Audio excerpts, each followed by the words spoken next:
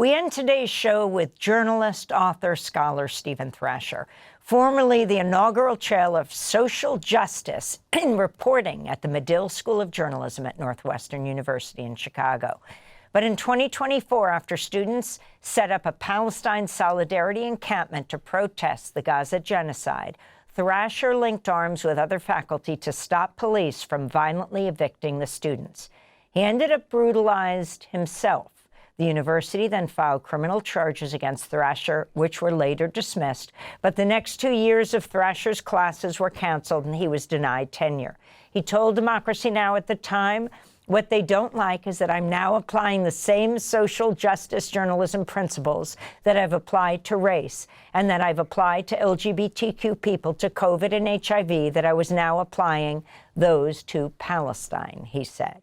Steven Thrasher is the author of the award-winning book, The Viral Underclass: The Human Toll When Inequality and Disease Collide. He's now out with a new book titled The Overseer Class, a Manifesto, in which he explores, quote, a phenomenon in which people from marginalized populations amass power not by uplifting people from the communities they come from, but by collectively cracking the skulls of their own. Steven Thrasher's here in New York to present a film series he programmed, inspired by his book called Black Cops, Spies, and Overseers. The series will play at the Bamrose Cinemas in Brooklyn starting June 5th. Steven Thrasher, welcome to Democracy Now! How does your own experience link to your new book? I have been reporting on police violence for many years. The first time I was on Democracy Now! I was talking about the NYPD. And I saw, when I was reporting in Ferguson, a dynamic that I have seen many times of a white police officer either beating or killing a black person.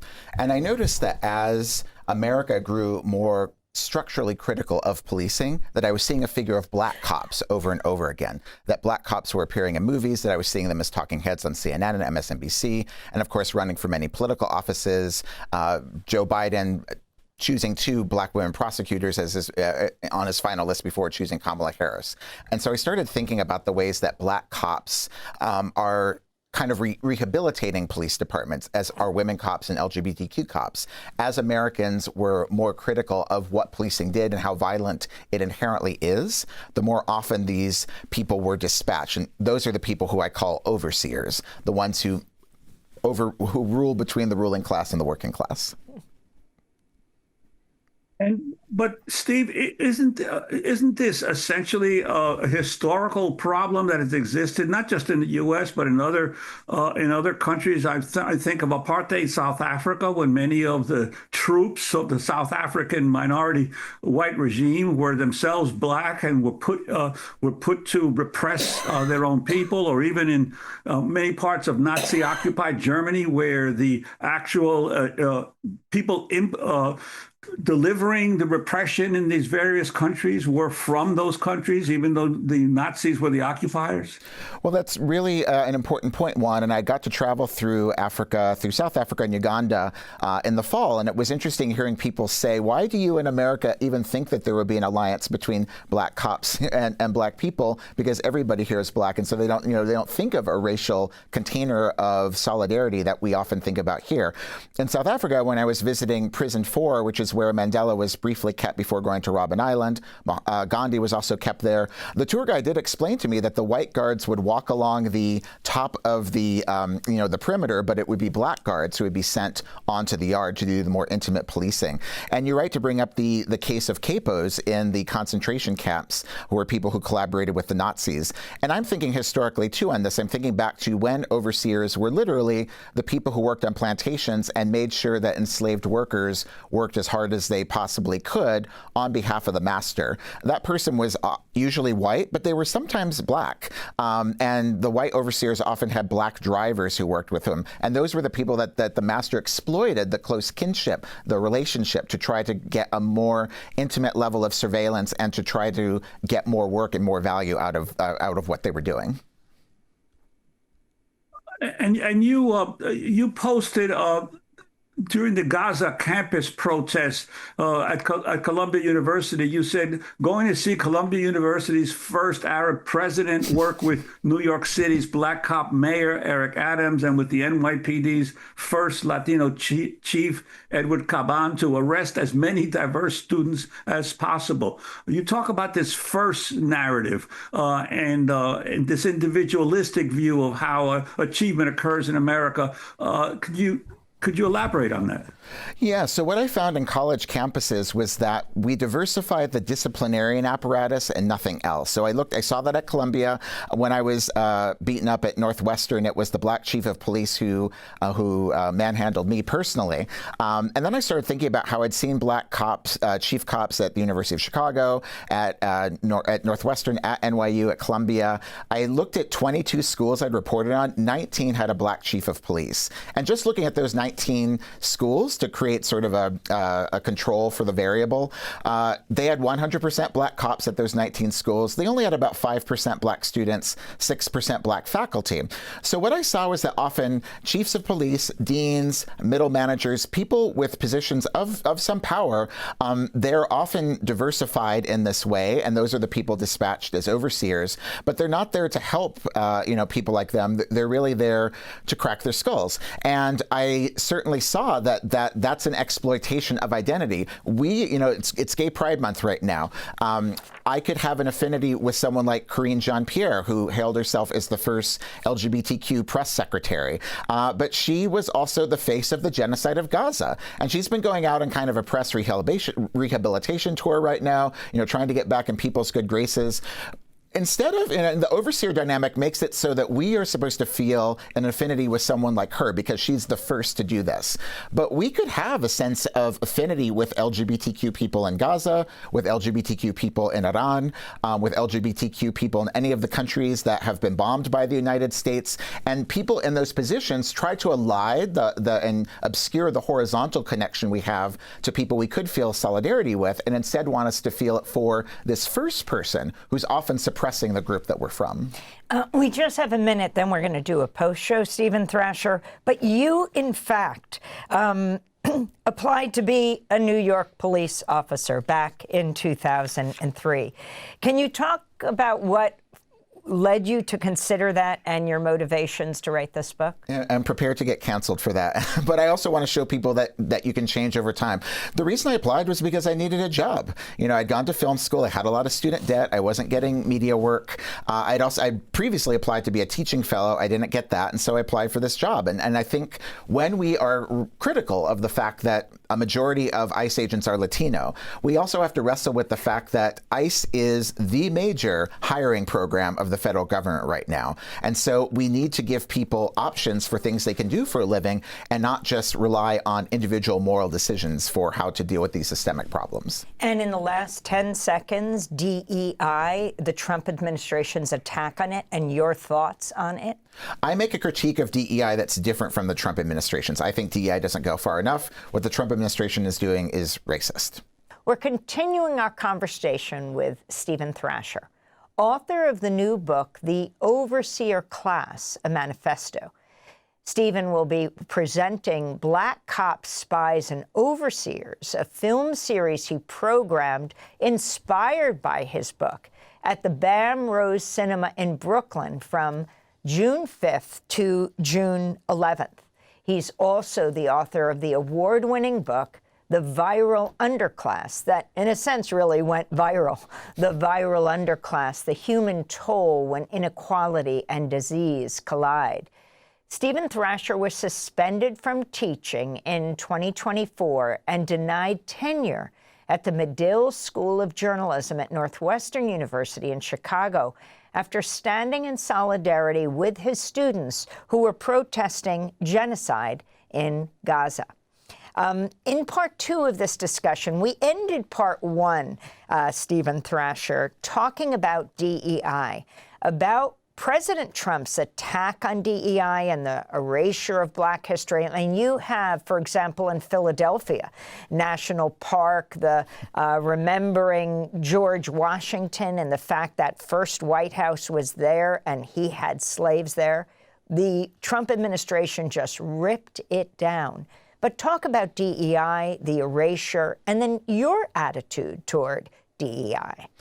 I was really lucky. I've had two wonderful women who've shepherded my career in this book, Tanya McKinnon, my agent, and Abby West, my editor, who really pushed me on this point in particular, that the argument and the critique I wanted to make of DEI was a different argument than the one Trump was making. I'm writing about historically how DEI itself was a watered-down version of affirmative action. My friend Victor Ray's book, I talk on critical race theory. He writes a lot about this history, that affirmative action had the weight of the federal government in a specific way to deal with reparations, to deal with racial matters explicitly. And DEI is much more amorphous. And just to be clear for our global audience, DEI stands for diversity, equity, and inclusion. Correct. And I have a little bit of an international perspective on that. So DEI was itself a watered down version that often didn't go far enough. And I write about how in corporations, the goals are amorphous. Who it's actually helping is, you're not always clear about it. The enforcement mechanisms aren't clear. It is often usurped as a PR ploy of corporations. But at the same time, I write about how I've never met a person who works in DEI who wasn't well-meaning. Often they have good intent. They're often structurally set up for failure. And so that's a very different critique than what the Trump administration is doing, which is really bound by racism and transphobia, sexism. And I got to see this both, in the U.S. I think we all probably, if we care at all about these issues, know people have lost their jobs or companies that have gotten rid of things, from Target, to various HR departments. When I was reporting from Uganda, where I talked to you briefly, I saw the effects of both the end of USAID, which I was reporting for Pulitzer and The Intercept, not just about HIV and LGBT health, but explicitly around DEI. Everywhere in the world, people are saying, we're getting calls. I knew people who worked with the particle accelerator in Switzerland. They're getting calls from the federal government. Do you have DEI? People in Uganda do you have DEI? You must get rid of it. And it was particularly lethal in Uganda, where it is illegal. You were talking about another country that did this earlier in the show today, and it's illegal to be LGBTQ in Uganda. You can face the death penalty. One of the things they've done to get around that with HIV work is to talk about minorities or to talk about diversity. Uganda's 99 upwards Black. So diversity and minorities were stand-in words for LGBTQ. Not only did Trump explicitly get rid of LGBTQ and USAID stuff, he also then got rid of this workaround they had. So the concept, I'm trying to make a very responsible argument by saying we can't lump critiques of DEI not going far enough with the critiques that DEI, should go out because of racism. The dismantling of DEI also removes funding for environmental justice programs and other initiatives that have material impact on people, and particularly people of color. Your thoughts on this? That's really at the heart of this book, The Overseer Class, that there are material and structural things that happen.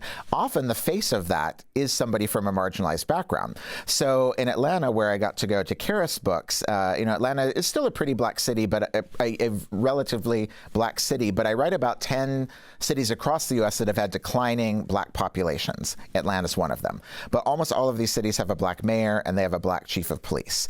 And so I believe the mayor is Andre Dickens, who is the current mayor. He's a black man.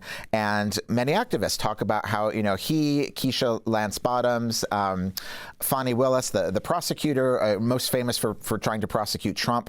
These were all figures that have been involved in various ways as trying to suppress the Stop Cop City movement. Those are all black people, those are all black people as well. They have a racial analysis that is also born into dealing with criminal justice, but also Stop Cop City took out lots of trees, in a city where black people have disparate rates of asthma. And so all of these things are connected. And it's often somebody like a mayor or a police chief that's trying to be the face of a group that's going to be harmed by environmental problems that is going to hurt that same group. And looking at the global climate movement, as people need to move around the globe as temperatures go up, I think that we're going to see a lot of these overseers being dispatched to try to hold borders in hard ways and to try to keep people who are not white or not rich from accessing clean air, clean water, and food. Black people represent about 15% of the U.S. population, yet statistically, the majority of people in prison who experience homelessness have the highest maternal mortality and highest unemployment rates. In your book, you talk about how firsts are used to create containers of race meant to benefit the careers of individuals. Talk about the difference between the narrative of individualistic achievement and the betterment of an entire race or group. Well, I think of it in two large ways in the book about, as you're saying, there are these ways that we can see our relationship to broader groups kind of across class or across different containers. As I was saying earlier, it's LGBTQ Pride Month. And we could think about how LGBTQ people are disparately impacted by the police, disparately poor, or have a lot of health problems that straight people don't have and cis people don't have. And we could think of our allegiance across those groups, or we could think about having an alliance with somebody like Pete Buttigieg, who is a cabinet secretary and was a mayor at some point. In one part of my book, in a different corporate area, I'm talking about what are called employee resource groups, ERGs. And the history of those is very interesting. These are groups where people come together within corporations around a shared identity to try to make their work situation go well. The first one was started in Rochester after a riot where the police were terrorizing the black community, used a helicopter for one of the first times to try to suppress at a police level. The helicopter crashed, killed 5 people, and that made the whole thing get even bigger. And at Kodak at the time, which was kind of like the Google of its time, it was the leading tech company in the country. It was in Rochester.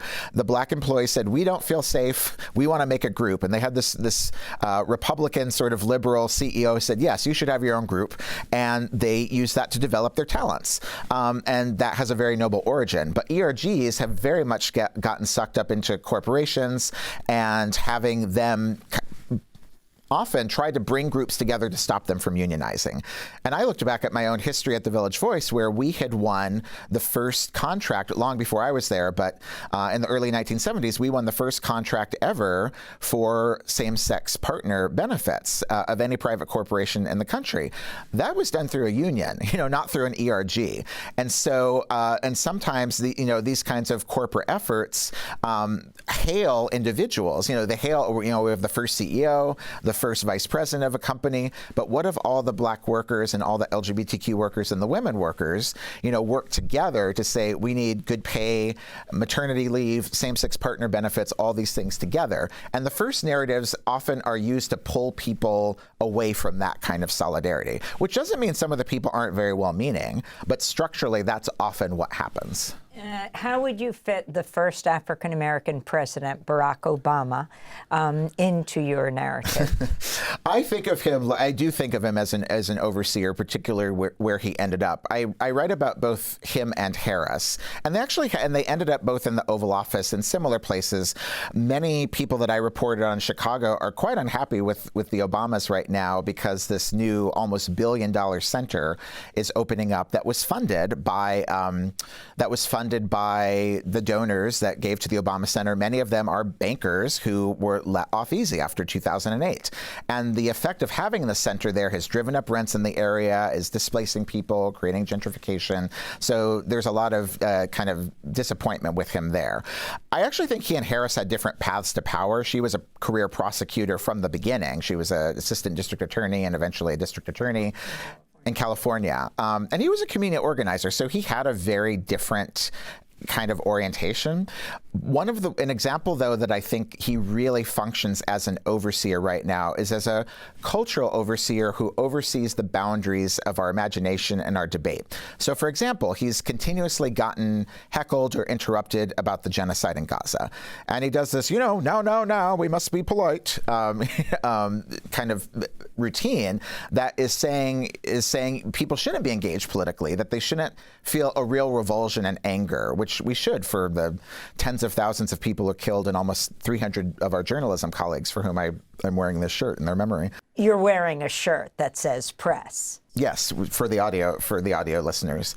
And so, yeah, Obama does, I think he does function as an overseer, which doesn't mean that maybe he had good intent at one point, and a lot of people had lots of hopes for what he could do structurally.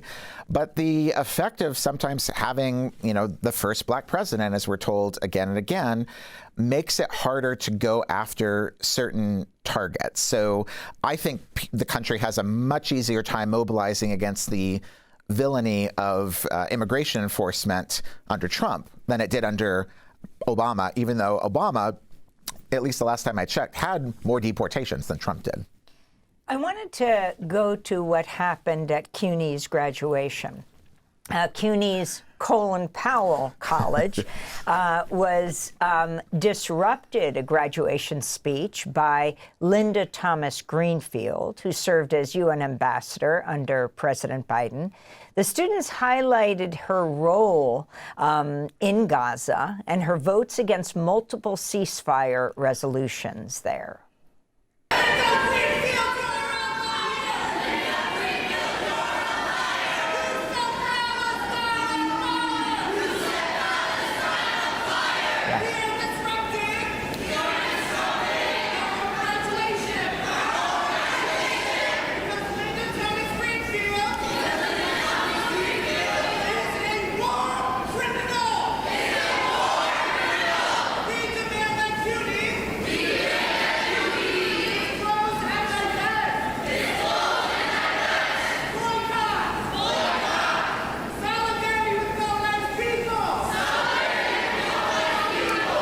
So just to be clear, what some of the students were chanting, Linda Thomas Greenfield, you're a liar, you set Palestine on fire, we're disrupting our own graduation because Linda Thomas Greenfield is a war criminal, we demand that CUNY disclose and divest, boycott, solidarity, they said.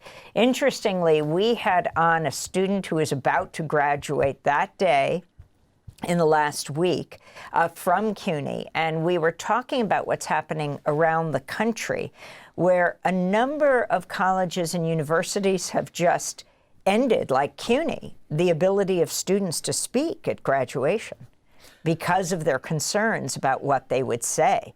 And then you have the admonishing of the professor at University of Michigan who dared to talk about students speaking up for Palestine. Yeah, I have a lot of thoughts on this. Linda, many people sent me that video of Linda Thomas Greenfield because I actually began my book writing about her. She's the first major overseer that I write about.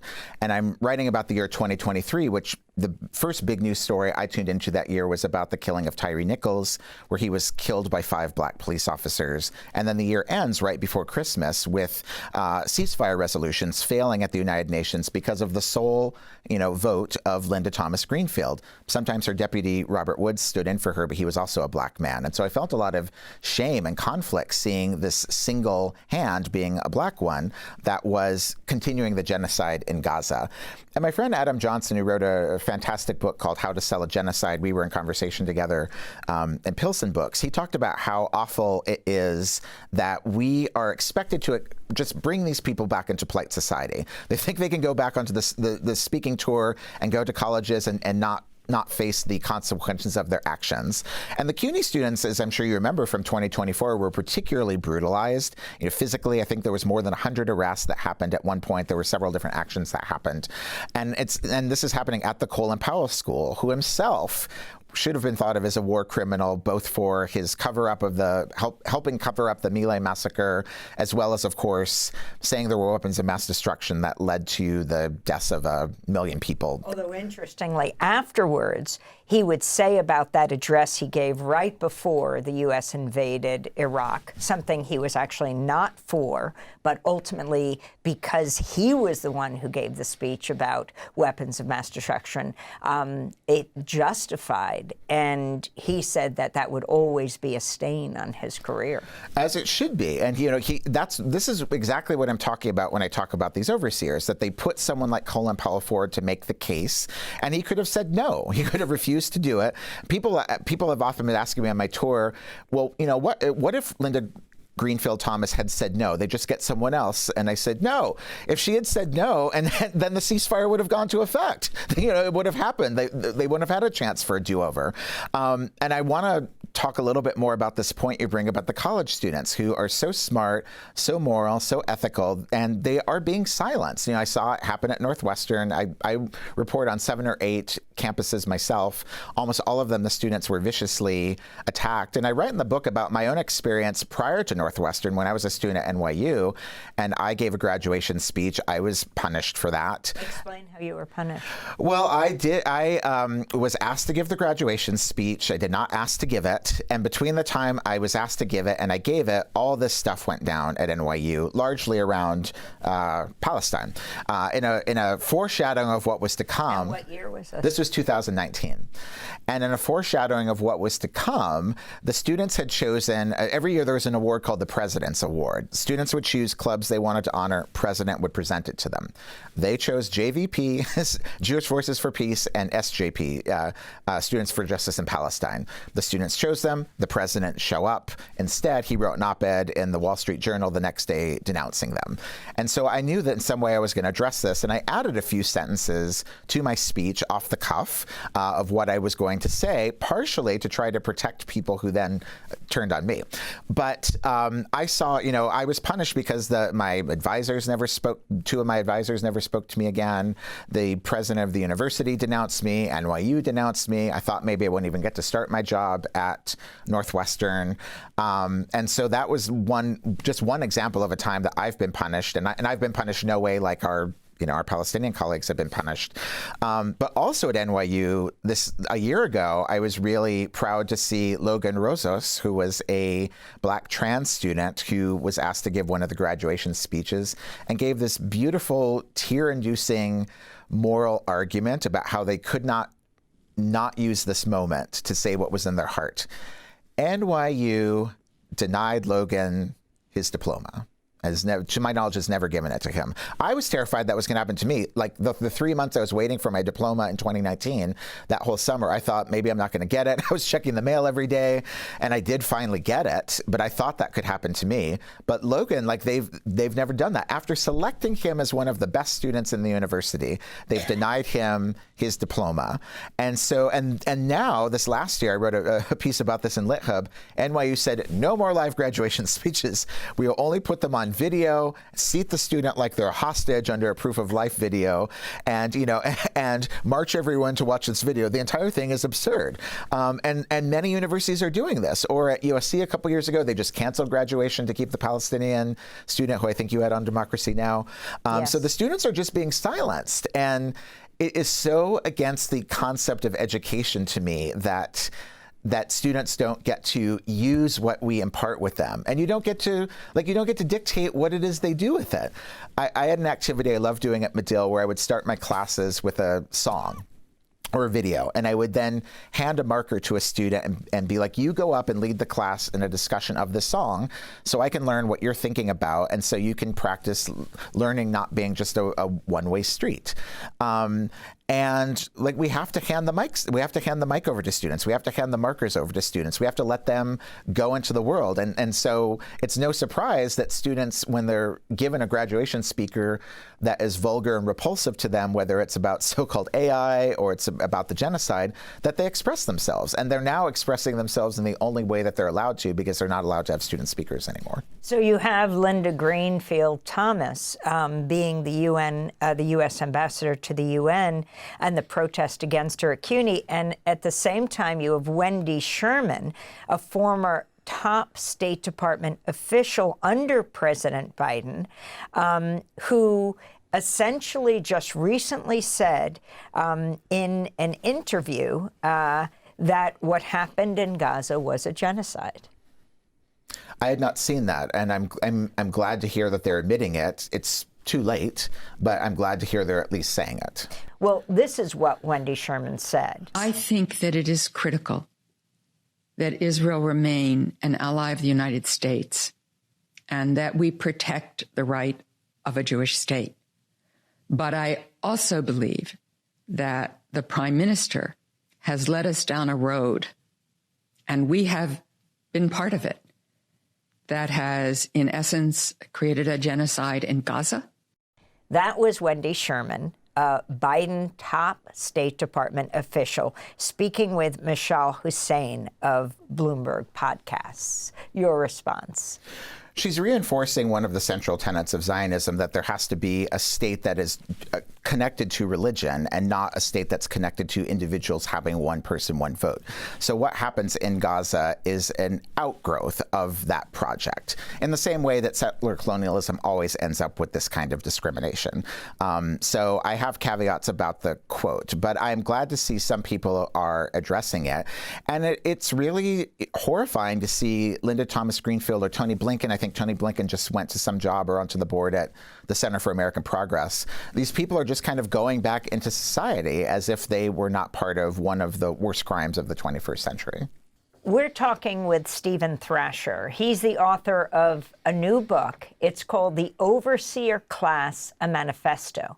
He also is presenting a series called Black Cops, Spies, and Overseers. It's a film series that he programmed, inspired by his book, at the BAM Rose Cinema in Brooklyn for a week, from June 5th to June 11th. Among the film's screening will be the 1967 film In the Heat of the Night, starring Sidney Poitier, directed by Norman Jewison, and Quentin Tarantino's 2012 film, Django Unchained. Another one of the film's screening will be the 1973 film, The Spook Who Sat by the Door, Ivan Dixon's explosive adaptation of a novel by Sam Greenlee that follows the fictional first black CIA agent. Here's a clip from the trailer. Raise your right hand. Repeat after me. The Spook Who Sat by the Door, the controversial best-selling novel, now becomes a shocking screen reality. The story of the first black agent in the CIA. Whoever they select will be the best-known spy since 007. Their first mistake was letting him in. Let me congratulate you on being the first Negro officer in the Central Intelligence Agency. Their worst mistake was letting him out. You really want to mess with Whitey? I can show you how. That's a clip from The Spook Who Sat by the Door. So talk overall about this film series inspired by your book, The Overseer Class, and specifically talk about that clip. I did something like this for my first book, too. I love working with BAM, and I hope you're finding it with, congratulations on your movie. Not mine, but yes. A film about democracy now. Steal the story, Steal please. the story, yes. But, with different mediums, there are different ways to explore things. And so with film programming, it's interesting to think visually about these images we're getting. I have an entire chapter of The Overseer Class that's just about the ways that we ingest overseers as part of our visual imagination. And I think in throughout the book about how there's a difference between, just a black police officer, even an Eric Adams when he's a police officer, versus Eric Adams as the mayor. I think Eric Adams, the mayor, is an overseer. The people who are at beat cops are drivers at most. Eric Adams, as police officer, sued the New York Police Department for racism. Yes, he did. So he experienced those dynamics as well. But I think in Hollywood, police officers are overseers. They come into our homes, they come into our imaginations, and make us think that this is inevitable. I think the fact that Michael B. Jordan, who was first known in cinema for playing Oscar Grant, somebody killed by police, and he now just signed on to Miami Vice 85. So he'll be playing a cop. So many black actors end up as cops. So I wanted to use this series as a way to explore the different ways that we see black overseers literally as cops or in different positions of power, sometimes literally as overseers. That's why we're showing Django Unchained and showing Band of Angels, and also some queer people. We're looking at Al Pacino and Cruising. But I also wanted to show examples of anti-overseers. And we're opening with The Spook Who Sat by the Door, which is a fantastic film. It's a lot of fun. And it's an unusual narrative to see come out of cinema in the United States. We see the first black spy. He is chosen alone. There's literally only one. And his name is Dan Friedman in the movie. And then they train him. They show him everything the CIA does. And they don't let him do anything. They say, go run the copy machine for 5 years. They trot out government officials to say, look, we have one over there at the copy machine, and then he leaves. But they don't copy him. They don't what? No, they don't copy him. They just have one. When he leaves, he takes everything he learned from the copy machine, joins up with a Black Panther kind of group, and overthrows the United States government. And so, like, he uses all the counterinsurgency techniques that the CIA uses against the U.S. itself. So the film is a lot of fun and really interesting. But a question I get often from readers is, do I have to throw out everything that I watch, because I'm hard on Law and Order, I'm hard on cops, these TV shows, but these figures are everywhere. And in The Heat of the Night, which I watched for the first time writing this book, I'm embarrassed to say is an excellent movie. Like, it is a first-rate drama. It won a bunch of Oscars. Poitier is great in it, but it is also propaganda. It is bringing our minds into thinking this is the limit of what Black people can do. And there's a fantastic scene in The Heat of the Night where he's trying to solve a murder, Poitier, or his character is Lieutenant Tibbs. And he has to go to a Black abortionist, and he goes and he threatens her. He gets the information he needs by threatening her. And this is a really good example of how Black cops function, because they know in the town the white cops could never go into that part of town. They could never source the Black abortionist. They couldn't get close enough to her to threaten her and to threaten to take away abortion. I think abortion was illegal at the time when it came out. And so, that's an example of how intimately policing happens. So the festival is showing a variety of movies, comedies. We have The Naked Gun. We have Beverly Hills Cop. I think a lot in the book about, is it just a comedy, or is it something that's making us laugh and bring our critical defenses down? We're showing a bunch of dramas, In the Heat of the Night, Cleopatra Jones, and some literal movies about slavery, Django Unchained, which has Samuel L. Jackson as Steven, who is maybe the greatest overseer of cinema of all time. He's kind of like the Darth Vader of overseers, I think. So I think it's going to be a lot of fun. We're doing panels opening night with Craig Jenkins and Soraya McDonald, closing night with Alex Vitale, who I know has been on the show a bunch, and Julian Lucas from The New Yorker, and I'll be introducing a bunch of the movies. And I really hope that it's a time that people can think about these narratives and think about how to experience them in community and conversation with each other, so they can know when they're seeing them, because they happen often and they're not always so obvious. Steven Thrasher, as we wrap up, we have just entered Pride Month. You take on the issue of pinkwashing. Why don't we end with that? Pinkwashing, for people who aren't familiar with the concept, is when institutions or nations will say we're good for gay rights because we do X for gay people. So Israel will say, well, we're better on gay rights than Palestine. Isn't necessarily even true, but it's just something that's put forward. And it's often used to hide violence. So when a Karine Jean-Pierre is the White House press secretary, she was spinning when Biden renormalized Saudi Arabian relations. He'd said as a candidate that he wasn't going to, but then he did, and he went to Saudi Arabia not long after 5 men had been beheaded accused of homosexuality, and she fielded those questions. And so pinkwashing is saying, oh, we have a lesbian White House spokesperson, and then we're unaware or thinking of the responsibility we might have to our LGBT people in other countries. And something that comes up every year is whether or not cops should march in Pride. And Pride began as a riot against police violence, not far from here in the Stonewall Inn. And now NYPD cops are often part of the main Pride, so that's created the Reclaim Pride March without cops. But pinkwashing is something that happens often in films, and I will end by saying, we end our series with Cruising, and it's the one that people think doesn't have a racial dimension. It has a very disturbing one, but only in one scene. But in that movie, Al Pacino is playing a cop who goes undercover as allegedly as a gay cop. And pinkwashing will help us to slow our imaginations, to not think of all the liberation that was possible at Stonewall, or all the liberation that we've thought is possible through what trans people show us, and then say we have to make it smaller. We need to think about policing on our national borders and make enemies out of people who don't quite fit in our group. Pinkwashing is the opposite of what I think queer liberation can provide. Steven Thrasher. He's author of the new book, The Overseer Class, a Manifesto. He will also be presenting the film series Black Cops, Spies, and Overseers. He programmed this, inspired by his book, at the BAM Rose Cinema in Brooklyn from June 5th to June 11th.